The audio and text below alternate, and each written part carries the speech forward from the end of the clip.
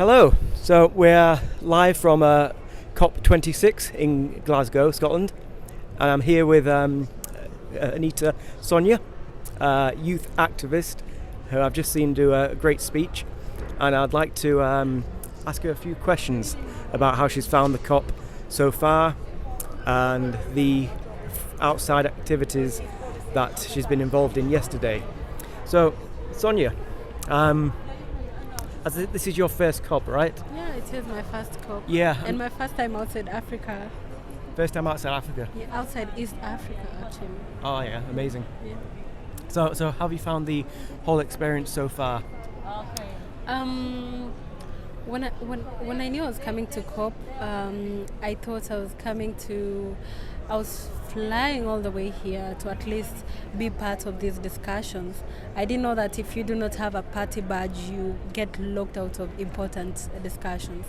And just to echo what most of my fellow activists, Alexandra and Greta, talked about, this COP has been, as much as I've not attended the previous COPs, but from what I see, it has been a biased COP, still locking the same important people from serious rooms.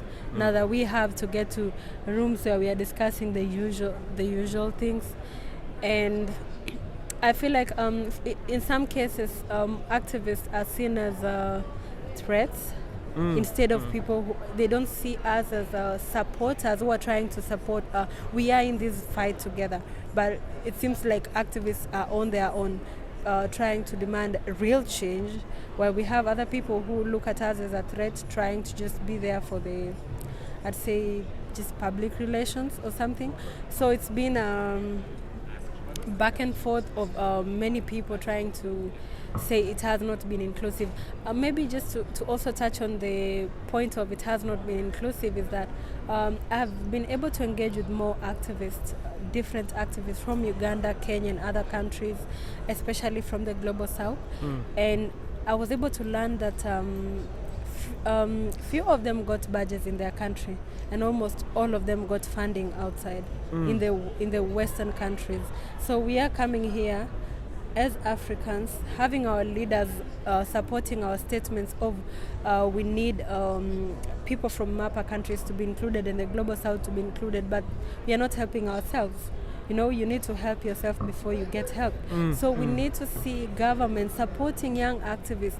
I know of a lot of famous activists from Africa who are not even supported by their country, by their governments to get here. So if today we were to lock activists who got supported by Western countries in one room, I'm sure almost all of them will be in the same room. So maybe for our government, next time as you have more than 200 delegations, consider having the voices of your countries having the support as well, because they're the ones doing the most here. Yeah. So as somebody who represents, voice, what's the one thing that you would like to tell leaders directly if you had the opportunity to be in the room with them? What would you say, and what would be the voice that you'd elevate? First of all, I'd remind them that COVID was not promised. COVID was a strange thing that came about, and they were able to handle it. So they can handle the climate crisis issue if they want to. And, for COVID, at least you can self-isolate. There's quarantine. There are a lot of measures. For climate crisis, we can't self-isolate. So why can't they look at this issue? And if they are listening to science when it comes to COVID, why are they ignoring the same science talking about climate crisis? It is a matter of them wanting to bring change. And finally, the 2060 promises. Scientists are telling us that by 2030 we will have some negative effects of climate crisis being irreversible. So it's like they're telling us, basically what they're telling us is, let's get to the worst scenario first, let's have the worst climate crisis effects getting irreversible, then we can start working on it. I mean, when you're telling us about 2050, tell us about Monday. What are your plans for next week, So that's when we'll be hopeful. For now, we're still feeling like it's going to be business as usual. That is the risk. And at Scientist Warning, we represent the voice of hundreds of thousands of scientists, from every single discipline, because this is an issue that affects us all, no matter what we do. And you're absolutely right. These targets of, 2060, 2070, they're way too late. Even 2030, is, on the line. So in terms of those who are in power right now, and the science that they haven't been listening to, what do you think is the main thing that's stopping them from taking the action that the scientists have been screaming about for years? What is it that stops them from making the big changes that we need? I'd say it's all about personal gains for most political leaders and profits before people. They find it so expensive, just like banks find it so expensive funding, let's say renewable energy, but find it so easy to fund fossil fuels. I think I'd say most of them are just looking at what benefits them at the expense of common citizen, which is not really supposed to be the case, because we've seen the climate crisis effects. Like in my country, we've had sea levels rise, floods, droughts, and all those issues. While it's not really okay. I'd say the rich and have not been affected yet because they live in maybe better places. They're not living around the lakes, or maybe they are not living in the slums or such drought-stricken areas. But it's something that is happening soon, because we have floods in Nairobi. Most of our leaders live in Nairobi, and it's something that's about to happen to them. What they forget is money on a dead planet is nothing, and they forget that they think that when they act, it's for my good. They forget that it's also for their good. Exactly. So, as somewhat of a youth representative, youth leader, people obviously, look up to you, and they really want to know what they can do as well, and also what's next. So, would you, and this will be a final question, what would you advise other young people who are concerned about their future? What's the best route for them to make action happen? Is it to be an activist marching outside, like yourself, and I've been outside myself also, or is it trying to get inside and enter the political system and change within? That's a very good question, and actually good options that you've given. First of all, no one will want to go to the streets every day. No one will want to skip school every Friday, whichever day, to go to the streets. No one will want to be there every other time doing the usual thing, the same thing.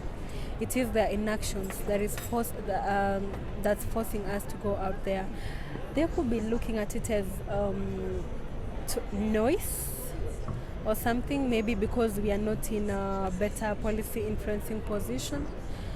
But if they could be listening to us, I'm sure today we couldn't have hundreds of thousands youths outside in the streets. We could have them here. Even yesterday was Youth Day, but we didn't have the youths inside here.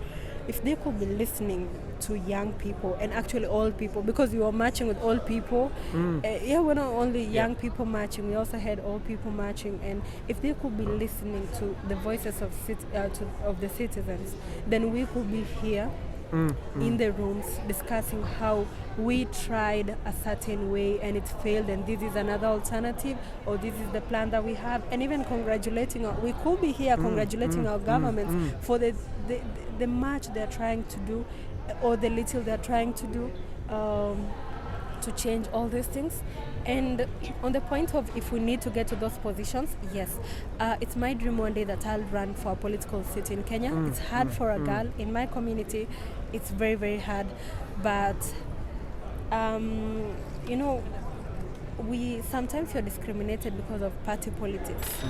But what I will tell young people, especially coming from Africa, if you need to get to a position and you know a certain party will take you there, as long as you know why you want to be in that position, then go for it. When you're there, then you can push for whatever thing that you want to push. It will be better if people who have the interests, who understand the pain, who have been once or twice or more hit by eco-anxiety get to those positions, because they will understand how it feels, and they will seriously be ready for change and be willing to do it. So it's up to us. Let's grab those leadership opportunities. Let no one tell you that you cannot engage in politics, because politics, and I don't know, they call it there's this corporate, I don't know, there's this type of whole thing that they say corporate. In Kenya a lot of times I am asked by my friends to stop posting about politics because I am corporate, I am a brand, and I'm like, that's nothing, that's nonsense. You can't tell me I'm corporate, I'm a brand. If I can be able to change things in that position, then I will go for that position, And that's what I encourage every other young people, because every other time we go on the streets, who are we addressing? World leaders, political leaders, and all those kind of leaders. What about we step up and go for those leadership positions ourselves? I feel like it will be easier. Yeah, that's a fantastic answer, because you can use the skills you've got, the networks you have, and enter places that you might not feel, you are the typical person who's expected, but you can make change from any place, right? Yeah. So, final quick question: you're feeling hopeful? I don't want to sound so negative, but I also don't want to be hopeful at the same time, because what gives me hope is yesterday I got so emotional. I've never attended a very big strike, and seeing how old people and young people are in the streets trying to demand for what should be their rights gives me hope. And the fact that we have activists and environmental warriors from the global north speaking for the south gives me hope that, we are not alone, as much as there are some issues going on. On the other side, before the first week of COP was done, we already saw a lot of negatives than the positives, so makes me ask myself a lot of questions like, okay, why would I think that this is going to be a different scope? So the situation is pretty bad, but feeling hopeful that we have at least some solidarity and, the action from outside, pushing action within these walls. Awesome. Well, thank you so much for your time. Thank you. Keep up the good work, and Thank you so much. I appreciate. Thank you for having me here on your platform, and thank you for allowing me to also share my sentiments and what I feel about the whole issue around climate crisis. Excellent. Thank you very much.